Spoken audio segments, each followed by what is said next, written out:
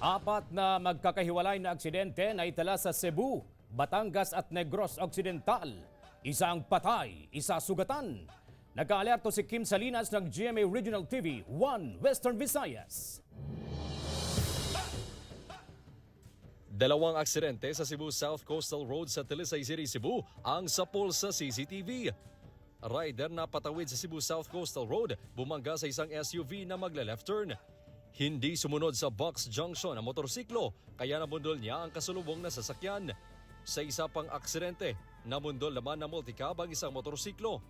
Ayon sa City Toda, hindi huminto ang multicab at sinubukang mag-beat sa red light kaya nabaga nito ang motorsiklo na nasa harapan nito. Ligtas naman ang mga sangkot sa aksidente. Patay ang 59 anyos na rider nang bumangga ang minamanehong motorsiklo sa kasalubong na closed van sa Sitio Hulo, Barangay Calayo na Sugbo, Batangas. Nagtamo ito ng malubhang sugat sa ulo at kaliwang paa.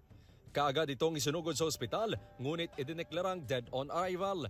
Wala namang tinamong sugat ang driver ng closed van na kasalukuyan nasa kustodiya ng pulisya. Sinusubukan pa ng GMA Regional TV Balitang Southern Tagalog na makuhaan ang pahayag ang pamilya ng rider at driver ng van hinggil sa aksidente.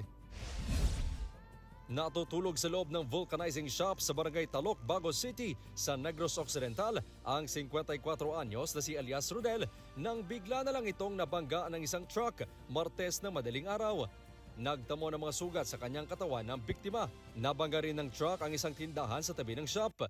Ayon sa pulisya, papuntang Bacolod City ang truck na magkaroon ito ng problema sa makina at nawala ng preno kaya bumangga sa likod ng isa pang truck na sinusundan nito bago dumiretso sa shop at tindahan.